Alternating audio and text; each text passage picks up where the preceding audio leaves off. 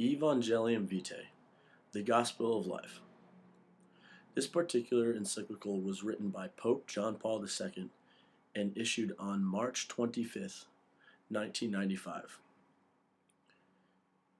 This encyclical expresses the position of the Catholic Church regarding the values of human life. The main points of the encyclical addresses the threats of human life, in past and present.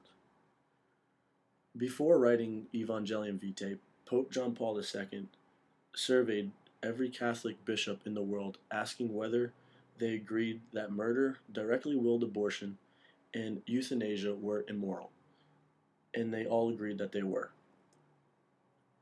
In the paragraph 48, the protection of life is not only ensured by the specific commandment, "You shall not kill."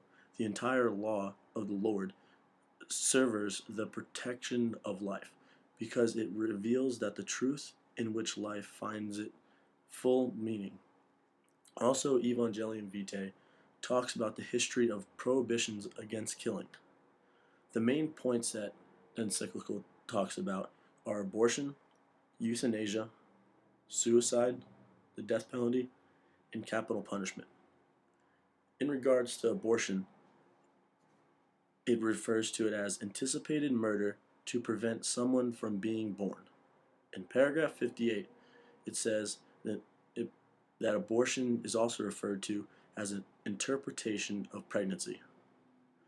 Abortion is a dangerous crisis of the moral sense and can be more incapable of distinguishing between good and evil. Also, in paragraph 59, in no circumstance should a man pressure the woman to get an abortion or leave the woman to make the final decision.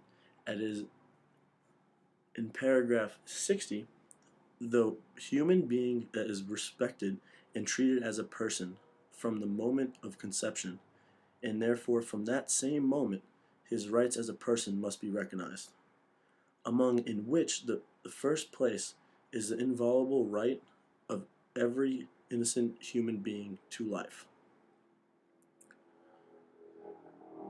In terms of euthanasia, which Pope John Paul II refers to it as disturbing preservation of mercy, he talks about it in paragraph 65 to be an action or an omission which of it in itself by intention causes death, with the purpose of eliminating all suffering. If no other means exists, and if the given circumstances, this does not prevent the carrying out of other religious or moral duties. But that is there is no other options. The Bishop of the Catholic Church, I confirm that euthanasia is a grave violation of the law of God, since it is deliberate and immoral, unacceptable killing of a human person. In relation to euthanasia, it brings up the topic of experimentation on embryos.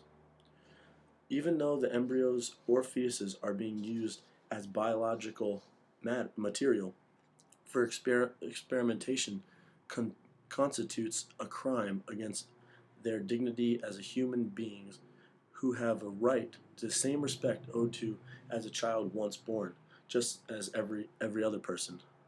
This is also known as the double effect. The killing of innocent human creatures, even if carried out to help others, constitutes an absolutely unacceptable act. Every individual has the right to life. Therefore, whatever laws that promote the direct killing of an innocent being also is known as violating their life, which is violating their rights.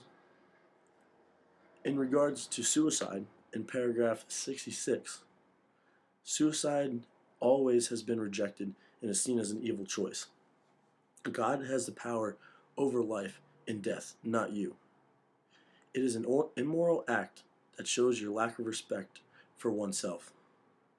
In its deepest meaning, suicide represents a rejection of God's absolute sovereignty over life and death.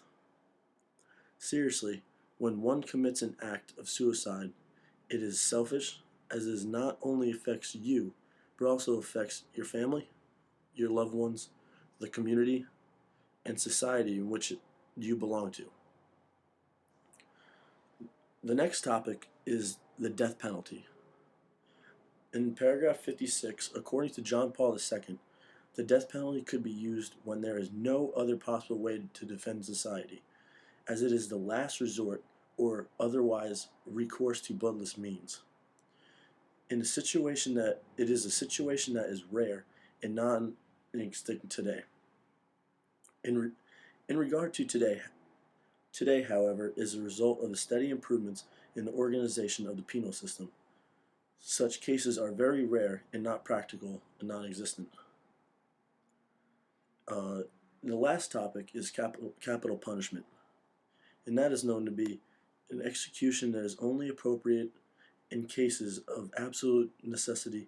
In other words, when it would not be possible otherwise to defend society.